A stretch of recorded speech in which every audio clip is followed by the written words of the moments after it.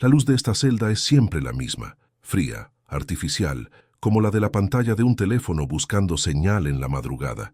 Es irónico, pasé casi una década de mi vida persiguiendo esa misma luz, la de una notificación en la pantalla, el sonido de una nueva solicitud de viaje. Para la mayoría era el inicio de un trayecto. Para mí, a veces, era el inicio de una cacería. Y nadie se dio cuenta. Nadie conectó los puntos. 47 viajes, 47 puntos sin conectar. Me llamo Javier, tengo 51 años. Cuando todo esto empezó tenía 42. Ahora mi única dirección es la celda 34B del pabellón de máxima seguridad. El juez me dio 47 cadenas perpetuas consecutivas, una por cada alma. Me preguntan si me arrepiento. Lo que siento es silencio. El mismo silencio que había en mi coche justo antes de que todo terminara para ellos. Antes de este uniforme gris, mi uniforme era una camisa cualquiera y unos vaqueros. Mi oficina, un sedán de 4 puertas con olor a ambientador de pino. Era conductor para una de esas aplicaciones famosas. Mi vida era un bucle sin fin, una repetición constante de calles, semáforos y rostros anónimos en el asiento trasero. Probablemente como la de muchos de ustedes atrapados en la rutina. Si quieren saber cómo se rompe un bucle así, para bien o para mal, suscríbanse, porque lo que les voy a contar va más allá de lo que se imaginan. Me levantaba a las 5 de la mañana. Encendía la aplicación. El primer viaje solía ser alguien yendo al aeropuerto. Luego, la hora punta de la mañana. Oficinistas, estudiantes, después, un valle a mediodía. Luego, la tarde. Y finalmente, la noche. Los borrachos, los solitarios, los que salían de turnos de noche. 12, 14, a veces 16 horas al día. El coche era mi mundo. Escuchaba sus conversaciones, sus llamadas, sus discusiones. Era un fantasma detrás del volante, invisible, y ellos eran invisibles para mí. Solo un nombre en una pantalla y un destino en el mapa. Al principio era solo un trabajo, una forma de pagar las cuentas, pero la soledad y el silencio entre viajes te hacen pensar, observar. Empecé a fijarme en los detalles. La gente subía a mi coche y se desconectaba por completo. Se ponían los auriculares, miraban el teléfono, ignoraban el mundo exterior, ignoraban al conductor. Eran vulnerables. Confiaban ciegamente en una foto de perfil y una calificación de 5 estrellas. Dejaban su seguridad en manos de un algoritmo y de un desconocido. De mí. No fue un plan premeditado. No al principio. Fue más bien una idea que empezó a crecer, como la mala hierba en una grieta del asfalto. Nació de la indiferencia, de su indiferencia. El primer pensamiento claro que tuve fue con un ejecutivo. Traje caro, reloj brillante. Subió sin saludar, hablando a gritos por teléfono, humillando a un empleado. Durante 20 minutos fue una demostración de poder y arrogancia. Cuando colgó me dio una orden, no una indicación. Más rápido, que no tengo todo el día. Y en ese momento lo pensé. Lo vi con una claridad absoluta. Yo tenía el control. Él estaba en mi mundo, en mi coche. Su vida, en ese instante, dependía de mis manos en el volante. No hice nada. Lo dejé en su destino. Me puso una estrella de calificación, pero la semilla ya estaba plantada. Me di cuenta de que tenía un poder que nadie más veía. Cada notificación de un nuevo viaje se convirtió en algo más. Dejó de ser dinero. Se convirtió en una posibilidad. Un nuevo perfil, una nueva foto, una nueva ruta. La adrenalina de no saber quién sería el siguiente era adictiva. ¿Sería alguien agradable? ¿Alguien arrogante? ¿Alguien que no le importaría a nadie si simplemente no llegaba a su destino? Es una sensación que pocos conocen, pero si sienten curiosidad por entender la mente detrás de estos actos, asegúrense de estar suscritos para no perderse la segunda parte, donde todo se acelera. La selección no era al azar. Había un método, una lógica que solo yo entendía. Empecé a estudiar los perfiles, las horas, los destinos. Buscaba patrones, rutas solitarias, horas de la madrugada, personas que viajaban solas. Y sobre todo, buscaba esa mirada. La mirada de quien ya se ha rendido, de quien vive en piloto automático. La misma mirada que yo veía en el espejo cada mañana. Antes de irme, déjenme una pregunta en los comentarios. ¿En qué ciudad viven y a qué hora suelen tomar este tipo de transportes? Es simple curiosidad. Y así fue como todo cambió. Ya no se trataba de ganar unos dólares extra para la renta. El coche se convirtió en mi coto de casa y la aplicación en mi catálogo. Al principio era un impulso, una idea vaga, pero pronto se convirtió en una ciencia. Empecé a desarrollar un perfil. No cualquiera servía. Buscaba a los solitarios, a los que miraban el teléfono con la desesperación de quien no tiene a nadie más a quien llamar. Los que salían de bares de mala muerte a altas horas de la noche, no de clubes elegantes. Personas que parecían flotar por la vida sin anclas, gente que si desaparecía, tardarían en notarlo. Cancelaba viajes, uno tras otro. Veía las fotos de perfil, los nombres. No, tú pareces tener familia, tú trabajas en un lugar importante. Era un dios macabro jugando a la selección en una pantalla de 5 pulgadas. La primera vez, mis manos temblaban tanto que casi no podía sujetar el volante. Era una noche de noviembre. Una de esas lluvias frías y persistentes que lavan la ciudad y la dejan gris. La acepté a ella. Se llamaba Ana. Subió al coche, sacudiendo el paraguas y dejando un rastro de gotas en la alfombrilla. Olía a perfume barato y a cigarrillos. Hablaba sin parar, nerviosa. Sobre su jefe, sobre su ex, sobre el mal tiempo. Yo no decía nada, solo conducía. El sonido de los limpiaparabrisas era un metrónomo marcando el tiempo que le quedaba. La llevé por una ruta que no era la más corta. Ella no se dio cuenta. Estaba demasiado absorta en su propio drama. El desvío final fue a una calle sin salida junto a unas vías de tren abandonadas. El único sonido, además de la lluvia, fue su pregunta. ¿A dónde vamos? El miedo en su voz era eléctrico. Después, solo hubo silencio. Un silencio denso, pesado, que lo llenaba todo. El olor a perfume se mezcló con algo más, algo metálico. Creí que sentiría remordimiento o pánico, pero no sentí nada de eso. Sentí calma, un silencio absoluto en mi mente por primera vez en años. Todas las voces de mis fracasos, de mis deudas, de mi soledad, se habían callado. Fue como una droga. La segunda vez, una semana después, ya no temblaba. Era un hombre de negocios, un profesional. Era un martes. Él era un estudiante, con los auriculares puestos, ignorando el mundo. Ni siquiera levantó la vista hasta que paré el coche. El proceso fue más limpio, más rápido. Aprendí de mis errores. Con cada viaje me volvía más eficiente. Mi mente empezó a cambiar de formas que no podría haber anticipado. Es extraño intentar explicar esta transformación. El modo en que tu brújula moral no es que se rompa, es que simplemente desaparece. Si te intriga este descenso a la locura, considera suscribirte, porque cada capa que se revela es más oscura que la anterior. Empecé a verme a mí mismo como un servicio necesario, una especie de depredador que eliminaba a los eslabones débiles. Me disocié por completo. El hombre que conducía la aplicación durante el día, el que sonreía a los pasajeros y les ofrecía agua, no era el mismo que salía por la noche. Eran dos personas distintas habitando el mismo cuerpo. El monstruo solo salía cuando las condiciones eran totalmente perfectas, y para eso desarrollé un sistema infalible, reglas de oro que nunca, jamás rompía. 1. Nunca 2 veces en la misma zona en un mes. Dividí la ciudad en cuadrantes y mantenía un registro meticuloso. 2. El pago siempre debía ser a través de la app. Nada de efectivo que pudiera rastrearse de forma distinta. Mi coartada era la propia aplicación. 3. El destino final siempre era improvisado. Conducía hasta encontrar un lugar que se sintiera seguro. Zonas industriales abandonadas, parques forestales en las afueras, caminos rurales sin iluminación. Buscaba la ausencia de cámaras, la falta de vida. 4. El coche se limpiaba profesionalmente después de cada viaje especial, en diferentes lugares pagando siempre en efectivo. Les decía que había transportado a un animal enfermo o que se había derramado algo. Nunca hicieron preguntas. 5. Utilizaba las horas de menor demanda. Entre las 2 y las 4 de la mañana. Menos testigos, menos coches en la calle, menos policías patrullando. Creé un patrón de aleatoriedad. Para la policía, que busca patrones, la falta de uno es el patrón más difícil de seguir. Un día estaba en el norte industrial, 3 días después en el sur residencial. Una víctima era mujer, la siguiente hombre. Diferentes edades, diferentes contextos.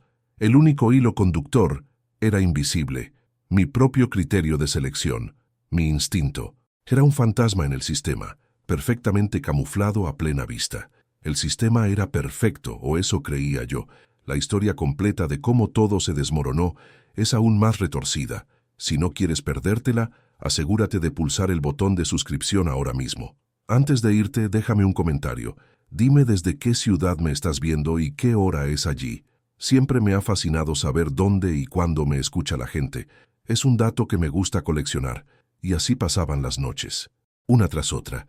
Se había vuelto una rutina, casi un trabajo de tiempo completo, además de mi trabajo real. Pero la rutina te hace descuidado y también te hace desear más, desear romperla. Hubo un viaje, el número 17 si mal no recuerdo, que lo cambió todo para siempre. Fue la noche que entendí el verdadero y embriagador alcance de mi poder. Su nombre era Valeria. Subió al coche cerca del campus universitario. Olía a café recién hecho y a las páginas de los libros viejos que cargaba. Hablaba sin parar de sus exámenes finales, de sus planes de viajar por Europa en verano. Su voz era como una melodía vibrante, llena de una vida que, sin ella saberlo, estaba a punto de apagarse por completo. Mientras conducía, no la escuchaba realmente. Mi mente estaba en otro lado. Solo observaba. Observaba el reflejo de sus ojos brillantes en el espejo retrovisor, la forma en que su cabello caía sobre su hombro cada vez que se reía, la pálida luz del teléfono iluminando su sonrisa mientras le escribía a alguien, probablemente a su novio. El plan se formó solo. Giré donde no debía. El GPS no dijo nada, por supuesto. Yo lo había silenciado minutos antes. «¿Esta no es la ruta?», preguntó, su voz perdiendo un poco de esa alegre música. «Es un atajo. El tráfico por la avenida principal es terrible a esta hora». Mentí con una calma que me sorprendió a mí mismo. La ciudad empezó a desaparecer detrás de nosotros. Las luces de los edificios fueron reemplazadas por la oscuridad total de la carretera secundaria. El único sonido era el suave ronroneo del motor y su respiración, que empezaba a ser más rápida, más superficial. «Oye, ¿en serio? ¿Dónde vamos? Mi casa está para el otro lado». El pánico. Ah, ese sonido. Es el néctar de los dioses. Es como una droga potente. Detuve el coche en un camino de tierra, rodeado de árboles que parecían esqueletos retorcidos bajo la luz de la luna. «Hemos llegado», le dije, imitando la fría voz robótica del GPS. El terror puro en su cara fue sublime. Se quedó completamente paralizada por un segundo, su mente tratando de procesar lo imposible. Ese segundo fue todo lo que necesité. El olor del pino y la tierra húmeda del bosque se mezcló violentamente con el de su perfume floral y algo más, el inconfundible olor metálico y caliente que empezó a llenar el habitáculo. No gritó, o tal vez sí, pero fue un sonido ahogado, un gorgoteo húmedo y final. Lo que más recuerdo es el silencio que vino después. Un silencio tan absoluto y profundo que podía escuchar el zumbido en mis propios oídos, la sangre bombeando con una fuerza increíble por mis venas. Sentí una calma absoluta, una claridad mental que nunca antes había experimentado. Era el depredador en la cima de su poder. Es una sensación que pocos entenderían, y si quieren seguir tratando de entender qué pasa por la mente de alguien como yo, asegúrense de suscribirse, porque esto se pone mucho más oscuro. La adrenalina me hacía temblar las manos, pero no por miedo. Era euforia pura. Cada movimiento que hice a continuación fue preciso, mecánico. Abrí su puerta. El cuerpo cayó sin vida sobre el asiento del copiloto. La arrastré fuera. Recuerdo el contacto áspero de la tela de su abrigo, la creciente frialdad de su piel a través de la ropa. La dejé entre los matorrales, oculta a simple vista para cualquiera que no supiera exactamente dónde mirar. Volví al coche y me senté un momento en el ensordecedor silencio. Miré el asiento del copiloto, vacío, pero entonces vi algo. Un pequeño punto brillante en la alfombrilla oscura. Un arete de plata con una diminuta piedra azul que parpadeaba. Lo recogí. Era pequeño, insignificante para el mundo, pero en ese momento era mi trofeo, la prueba tangible de mi victoria. No sentí pánico, sentí una extraña y posesiva conexión con ese objeto. Fue el detalle inesperado, el punto final perfecto de la historia de Valeria. Limpiar fue un ritual sagrado. Conduje hasta una de esas gasolineras con lavaderos de autos que funcionan con monedas toda la noche. El penetrante olor a lejía y desinfectante llenó mi coche durante días. Un incienso purificador. Froté cada centímetro, cada mancha, cada fibra del asiento. Tiré las alfombrillas originales y compré unas nuevas y baratas. Cuando terminé, el coche parecía más limpio que el día que lo saqué de la agencia. Me cambié de ropa, tiré la anterior en un contenedor de basura a kilómetros de distancia. Y entonces hice lo que tenía que hacer. Abrí la aplicación, deslicé el dedo. En línea. No habían pasado ni 5 minutos cuando sonó. Ping. Una nueva solicitud de viaje. Un hombre de negocios que salía tarde de una cena. «Buenas noches», me dijo al subir. «Buenas noches», respondí, con una sonrisa cortés que no delataba absolutamente nada. La facilidad con la que volví a la normalidad es, quizás, lo más aterrador de todo.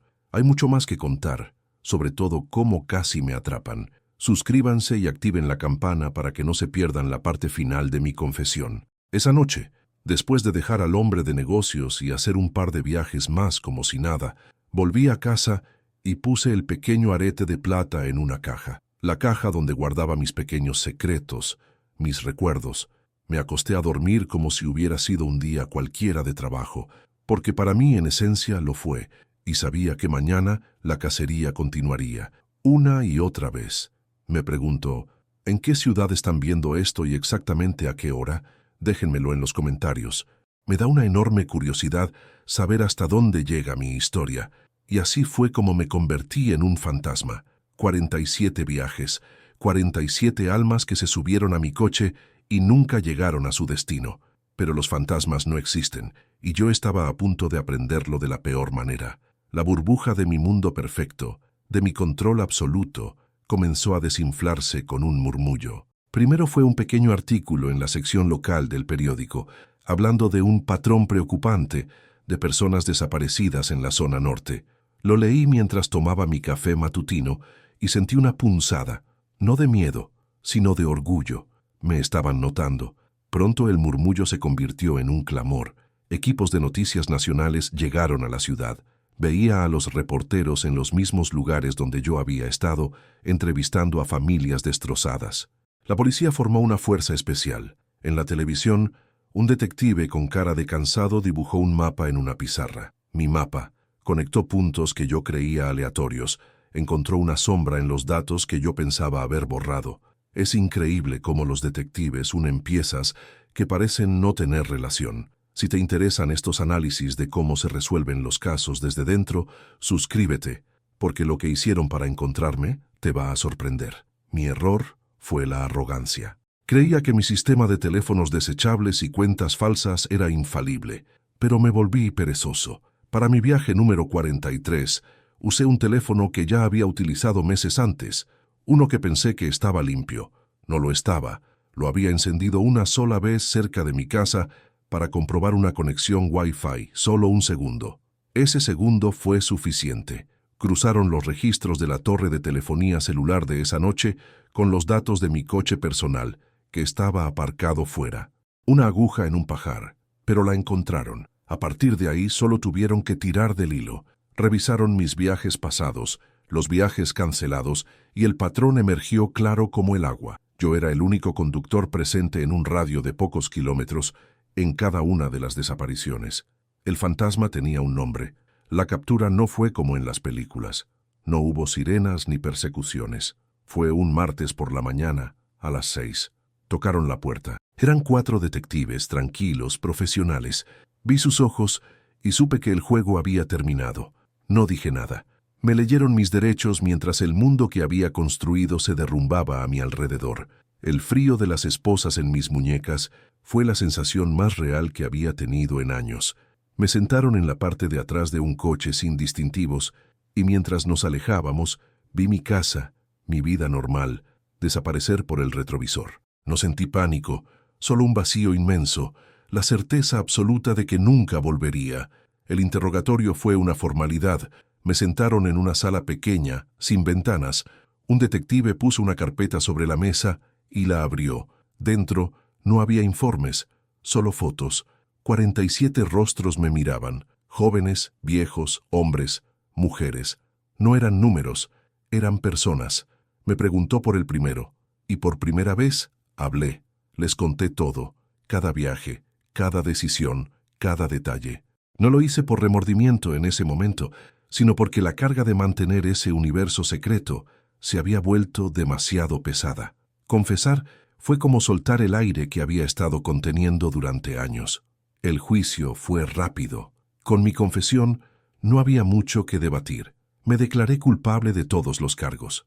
El juez me miró, no con odio, sino con una especie de incomprensión. Me sentenció a 47 cadenas perpetuas consecutivas, sin posibilidad de libertad condicional. Una por cada vida. Escuché la sentencia y asentí. Era lo justo. He tenido casi 20 años aquí dentro para pensar. El arrepentimiento es una palabra demasiado pequeña para lo que siento. No busco perdón, porque sé que no lo merezco. Lo que hice no nació del odio, sino de un vacío, de una desconexión total con la humanidad. Buscaba sentir algo, cualquier cosa, y en mi mente retorcida, el poder sobre la vida y la muerte se convirtió en la única emoción que me sacudía, pero fue una ilusión. Cada vida que tomé solo me dejó más vacío que antes. Ahora, en el silencio de mi celda, veo sus caras, pienso en las familias, en los futuros que robé. Si quieres escuchar más historias sobre las consecuencias reales del crimen, las que nadie cuenta, considera suscribirte para no perderte estos testimonios. Mi mensaje final es simple. Las elecciones que hacemos tienen eco. Creemos que podemos controlar las consecuencias, que somos más listos que el sistema, que nuestros actos ocurren en un vacío. Pero no es así. Cada acción deja una marca, no solo en el mundo, sino dentro de nosotros. Y al final, la única persona a la que no puedes engañar es a ti mismo en la oscuridad. Gracias por escuchar mi historia hasta el final. Me gustaría saber desde qué ciudad y a qué hora me estás viendo. Déjalo en los comentarios. Dale like si esta confesión te ha hecho reflexionar, y si aún no lo has hecho, suscríbete para el próximo testimonio.